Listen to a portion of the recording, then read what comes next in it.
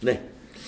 자, 이번 시간에는 우리 최신 기출 문제 제39회의 결산 문제하고 그다음에 회계 정보 분석 문제 요거를 해서 39회 문제 풀이를 마무리하겠습니다. 자, 우리 FAT 1급의 결산 문제는요. 배점이 8점입니다. 두 문제 정도가 출제가 되는데 자, 39회차에서는 1번 문제로서 기타 결산 정리 사항 이렇게 나왔네요. 자, 자료 설명을 보자면은요. 기말 미사용 소모품 내역은 다음과 같다. 자, 미사용 소모품이라는 것은 재고를 말하는 거죠. 소모품의 재고, 즉 자산을 말하는 것입니다. 그래서 개정 과목은 소모품이 됩니다. 그래서 99,000원을 소모품으로 자산 처리하는 그 정리 분계가 필요할 텐데요. 자, 평가 문제 보시면은 결산 정리 분계를 입력하시오. 구입 시 소모품 B 계정으로 처리했습니다 하는 겁니다. 자, 구입할 때 전부 다 비용 처리했잖아요. 예. 비용 처리했기 때문에 재고는 자산으로 처리해 주면 되는 것이죠. 그래서 소모품을 정리하실 때 자산 개정 과목은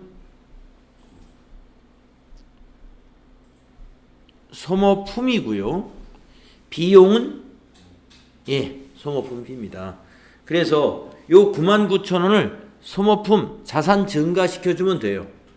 그리고 우리가 구입할 때 전부 다 비용 처리했기 때문에 대변에다가 소모품 B 해가지고 비용을 요 99,000원만큼 취소시키면 되는 것이죠. 자, 입력을 하겠습니다. 자, 일반전표의 12월 31일자죠. 12월 31일 차변의 소모품 172번 99,000원이 되고요. 대변의 소모품 B 되겠습니다. 800번대 소모품 B요. 830번입니다. 99,000원. 이렇게 하시면 됩니다. 그래서 구입 시 전부 비용 처리했다. 그러면 결산 때 사용하지 않은 재고는 자산 처리하면 됩니다.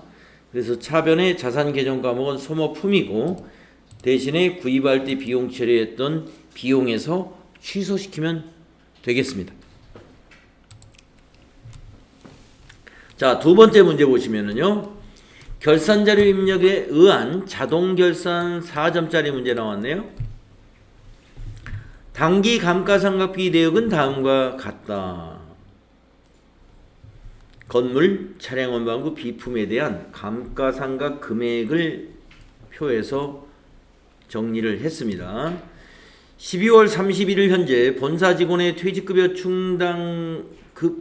퇴직급여 추계액은 5,800만 원이다. 회사는 퇴직금 추계액 전액에 대하여 퇴직급여 충당 부채를 보충법으로 설정한다는 거. 그러면 결산일 현재 퇴직급여 충당 부채 잔액이 얼마인지를 알아가지고요. 그걸 뺀 나머지 금액만 퇴직급여 전입액에다가 입력을 해주면 되는 것이죠. 자, 평가 문제. 수동결산 또는 자동결산 메뉴를 이용하여 결산을 완료하시오 이랬습니다. 그러면은 이 문제는 수동결산을 굳이 할 필요가 없습니다. 자동결산만 하면 되거든요. 왜 그러냐 하면은 감가상각비에서 건물, 차량 운반구, 비품 해당단에다 입력해주면 되고요. 그 다음에 퇴직급여 추계액 5,800을 보충법으로 할 때는 퇴직급여 충당 부채를 12월 31일 현재로 조회해가지고 기 설정되어 있는 걸 뺀 나머지 금액만 입력을 해주면 됩니다. 그래서 수동결산을 할 필요가 없고 자동결산으로 하시면 되는데요. 자, 그러면 우리가 감가상각비에서는 조회할 필요가 없지만 퇴직급여 충당 부채 요건 조회를 해줘야 됩니다. 그래서 합계 잔액 시산표를 한번 열어보세요.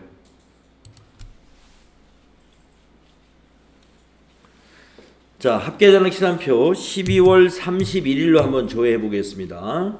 그러면은 비유동 부채에 가보시면은 퇴직급여 충당 부채가 얼마가 지금 남아 있는지 이 잔액란을 보시고 확인하시면 돼요. 퇴직급여 충당 부채 잔액란 보시면 4천만 원 남아 있습니다.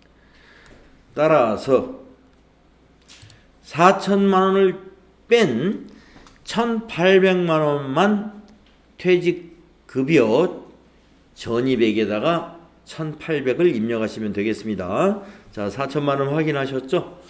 자, 그러면 입력하러 가겠습니다. 자, 전체 메뉴 가셔가지고요. 결산자료 입력에 갑니다.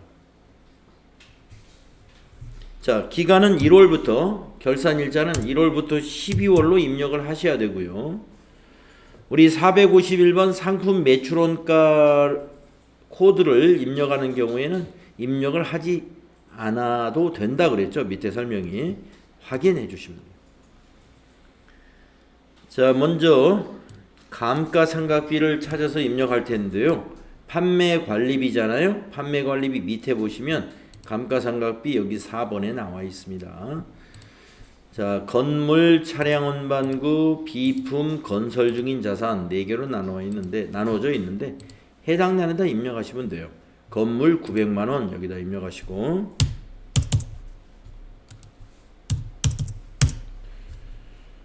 그 다음 차량 운반구 1100만 원 여기에 입력하시고, 비품 120만 원 여기에 입력하시고요. 아이고.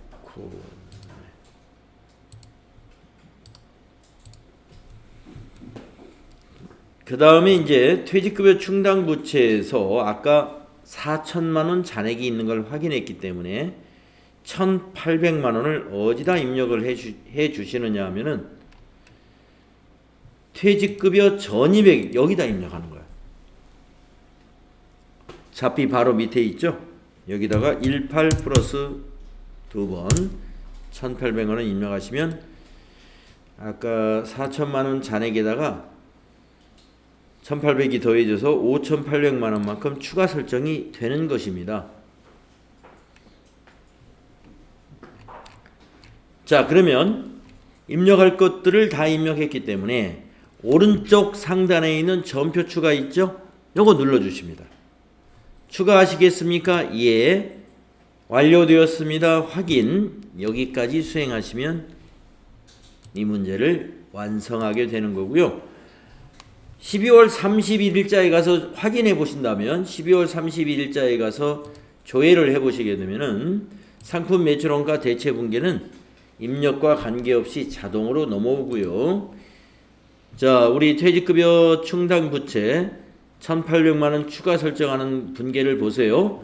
차변의 퇴직급여, 대변의 퇴직급여 충당 부채, 그 다음에 감가상각비 입력했던 걸 보세요. 차변의 감가상각비 21200, 대변의 감가상각 누계액이 203, 209, 213으로 나눠져 가지고 각각 900만원, 1100만원, 120만원 이렇게 분계가 완료가 됩니다. 이렇게 하시면 돼요.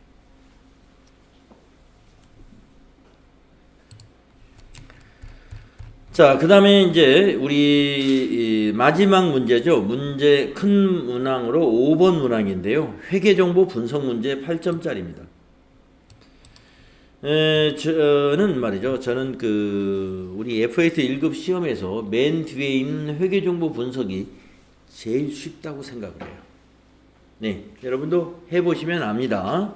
자, 제일 쉬운 이유. 첫째, 1번 문제 보시면 메인 매출장 조회, 이게 장부를 정확히 알려줍니다. 그러면 이 문제를 접근할 때 일단 메인 매출장을 열어야 됩니다. 열어볼까요?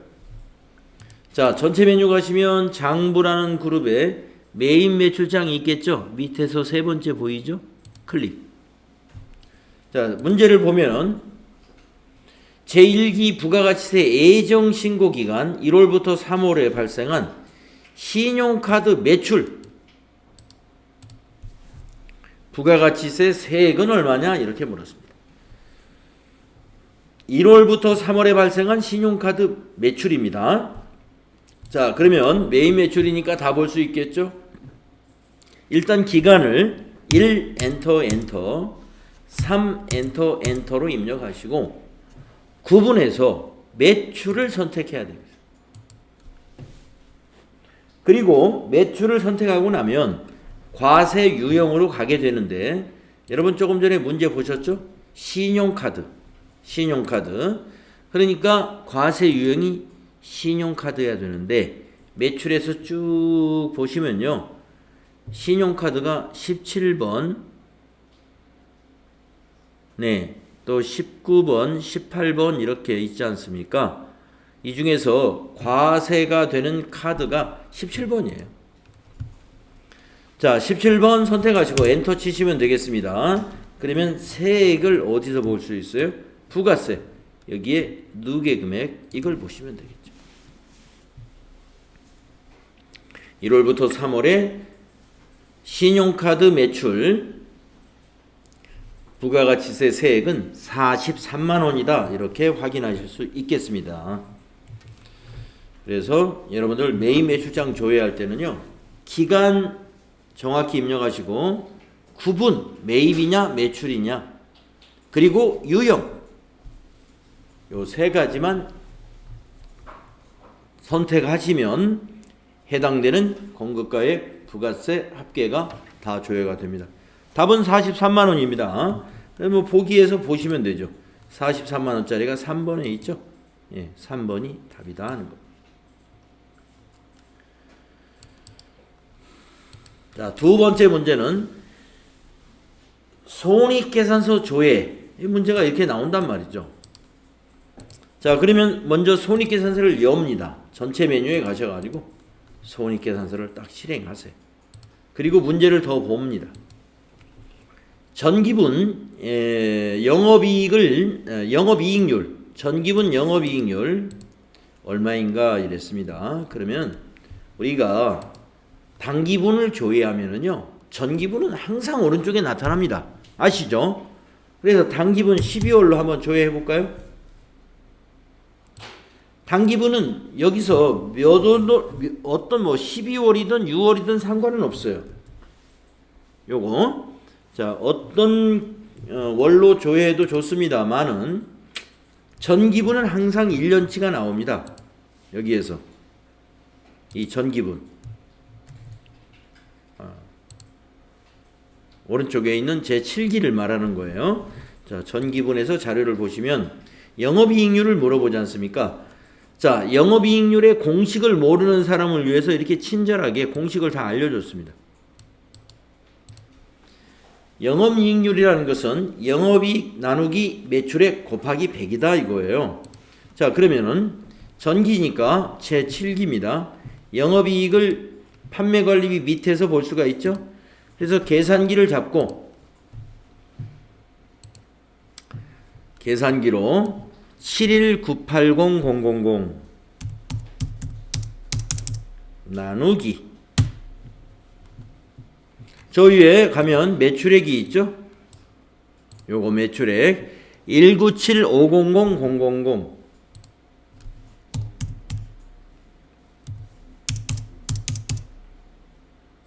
엔터 하면은 0.3644가 나오잖아요. 곱하기 100 36.4가 나오죠. 네, 36.4 찾아보시면 2번에 36.45 있습니다.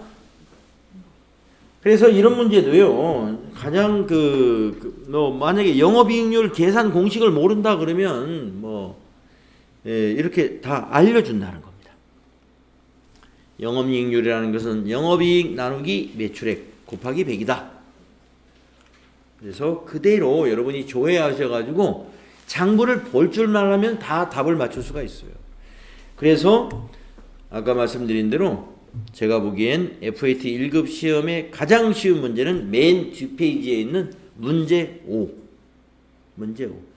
그러니까 여러분들 그 시험이라는 건 요령이 굉장히 중요해요. 물론 실력이 있으면 요령 안 피워도 다 합격을 합니다.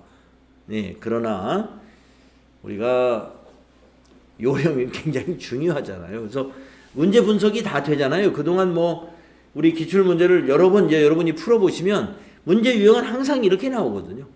그렇기 때문에 자, FAT 1급을 만약에 응시하신다. 저 같으면 문제 5번을 맨 먼저 풉니다. 가장 쉽고 적중률 100% 그걸 먼저 해야죠. 그 다음에 실기에 맨 앞에 기초정보관리 10점짜리 3개 나오는 거 있죠. 근데 그게 굉장히 쉬워요. 그래서 그걸 그 다음에 합니다. 그 다음에 거래자료 입력 문제 20점짜리 쭉 하고 그 다음에 부가가치세 문제 하고 결산까지 하시는데 그 거래자료 입력 문제하고 부가가치세 문제하고 결산하실 때 막히는 거는 과감히 패스. 과감히 패스해야 돼요. 막히는 문제를 가지고 실험하면은 시간 손해보는 것입니다. 왜냐면 뒤에 가면 여러분이 고민하지 않고 쉽게 할 수 있는 문제를 만날 수 있잖아요. 그거를 먼저 하셔야 돼요. 먼저 하시고 그 다음에 이론으로 넘어갑니다. 자, 이론이 15문제 있지 않습니까? 여러분이 이제 나중에 공부해 보시면 여러분의 강점을 알 수가 있어요. 나는 이론이 뒤에 5문제가 쉬운 사람이 있습니다. 부가가치세 이론이 쉽다고 생각하는 사람도 굉장히 많아요. 다 그런 건 아닐 수 있습니다. 그래서 여러분이 판단하시면 돼요. 나는 부가가치세 이론은 쉽더라. 그러면 뒤에 5문제를 먼저 합니다. 먼저. 쉬운 거를 먼저 하세요. 그리고 재무회계 1번부터 10번은 나중에 하시면 됩니다. 이론을 할 때도 고민스럽고 모르는 것은 과감히 패스. 예. 시간이 오래 걸리는 것도 패스. 그래서 시간 들이지 않고 금방금방 정확한 답을 선택할 수 있는 것을 먼저 하는 것이 여러분이 시험의 요령이라고 저는 생각을 해요. 그렇게 해서 적어도 내가 자신 있게 맞출 수 있는 걸 전체적으로 먼저 하라는 겁니다. 그리고 나중에 나머지 문제를 나중에 하시면 돼요. 그러면 여러분 후회 없이 시험 보실 수 있어요. 그리고 여러분들 100시간 공부하셨잖아요. 100시간 공부하시고 그 다음에 그런 요령으로 시험에 응시하신다 그러면 100% 합격입니다. 네, 그런데 그 시험 요령을 잘 터득을 못 하시게 되면은 시간이 부족해 가지고 아이고 나중에 보니까 아는 문제도 있었는데 내가 놓쳤구나 이렇게 후회하실 수가 있다 하는 겁니다. 네.